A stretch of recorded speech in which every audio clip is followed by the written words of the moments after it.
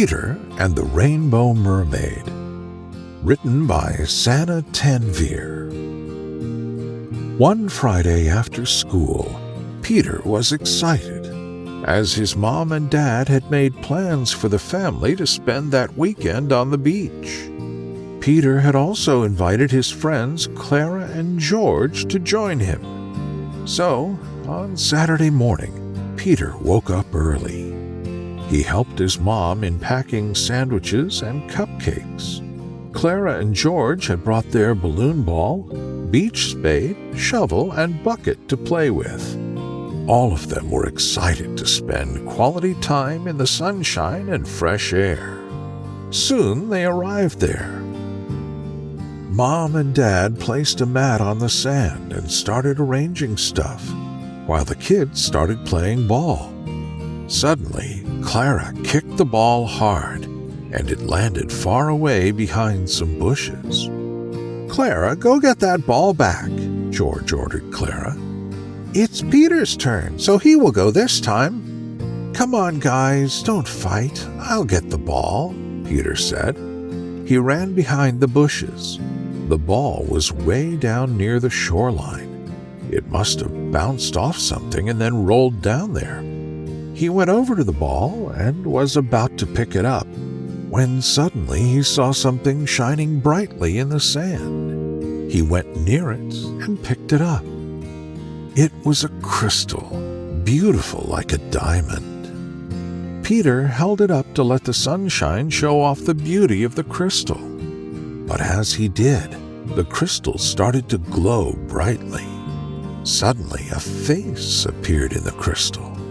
At first, Peter was afraid, but then he looked deeply into the crystal and saw that it was the face of a mermaid. At that moment, a big wave emerged from the sea and completely smoothed out all footsteps and every other sort of marking in the sand. Without thinking, Peter started walking toward it. "Hey, what are you doing? Why aren't you coming back? And where's the ball?" George inquired impatiently. Peter quickly came back to his senses. It almost seemed like he'd been under a magic spell.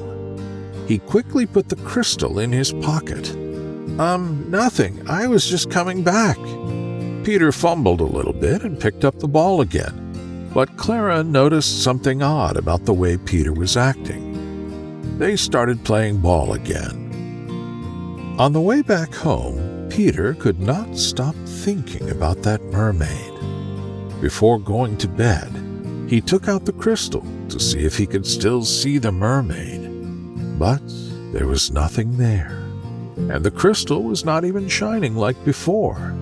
He wondered if it had all been an illusion, and decided to go back to the sea to find the truth behind that strange crystal.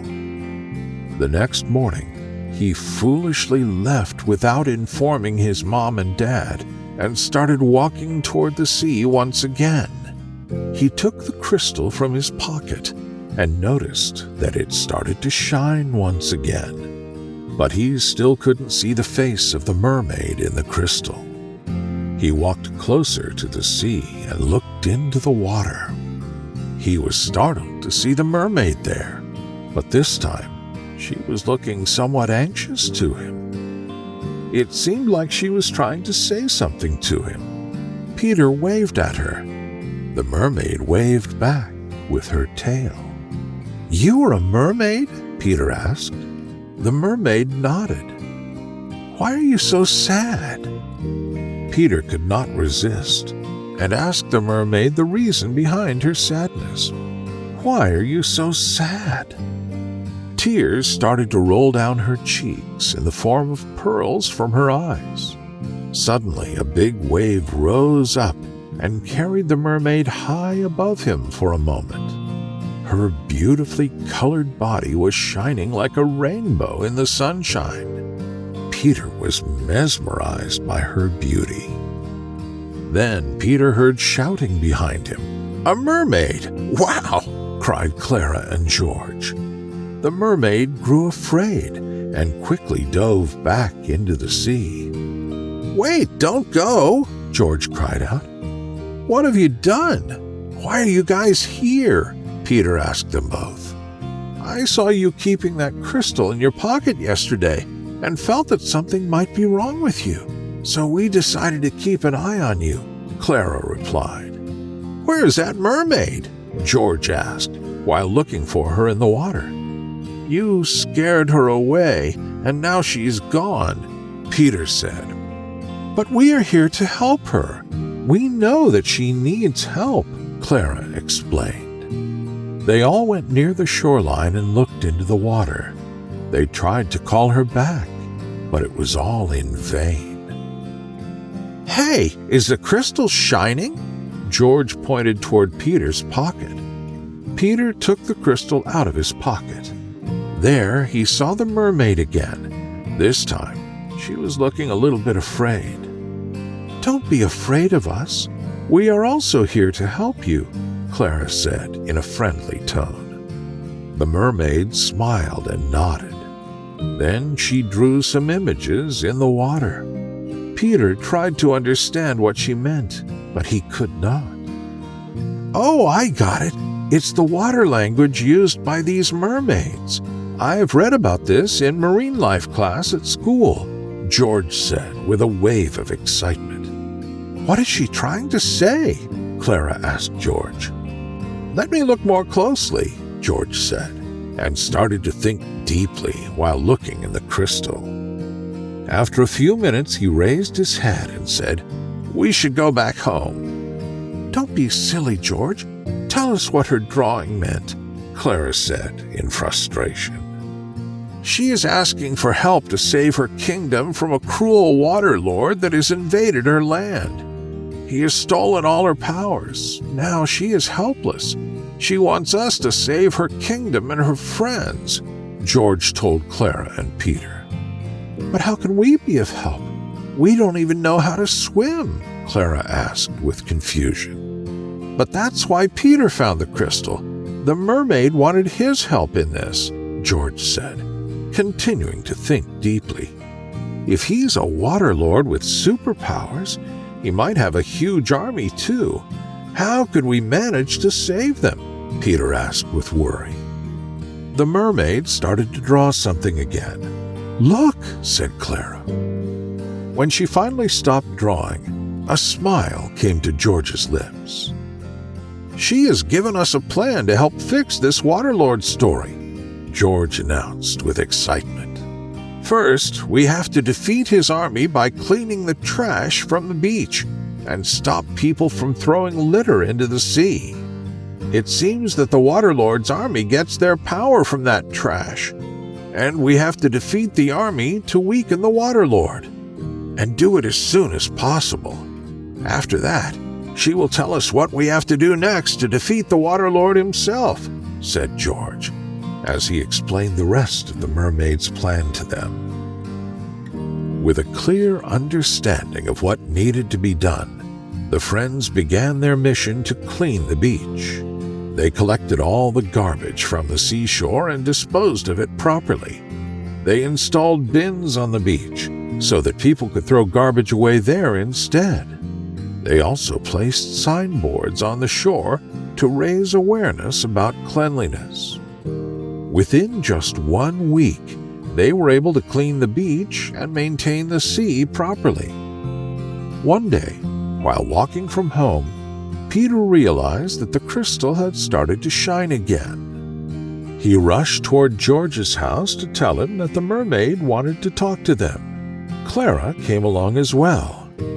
Together, they all walked to the beach. Peter took the crystal from his pocket. The mermaid appeared once again, but this time she was looking happy. She started to draw some images again. "She's thanking us for cleaning up the beach and the sea. She's saying that the army of the water lords starved because there was no trash for them to eat. Now the water lord himself has grown weak, and we can defeat him easily," George told them. "But I'm confused. How do we do that?" Peter inquired. "Let me ask her," George said. The mermaid thought for a while and then started to draw something. George looked deep into the crystal. After a few minutes, he raised his head and said, "Only Peter can defeat the Water Lord and save the mermaid's kingdom." Clara and Peter were shocked. Peter knows how to swim, so he has to go into the water and take the black magic wand from the Water Lord. He has to break that wand and release the stolen powers back to the mermaid and her friends. This will defang and defeat the Water Lord once and for all, George said. Peter thought about this for a while, and then he decided to go into the sea. He put on his swimsuit and jumped into the water. There, he finally met the mermaid, and they became friends. They traveled together to the Water Lord's palace. As they drew close, the mermaid started feeling dizzy. The black powers of the Water Lord began to draw the life from the mermaid's body.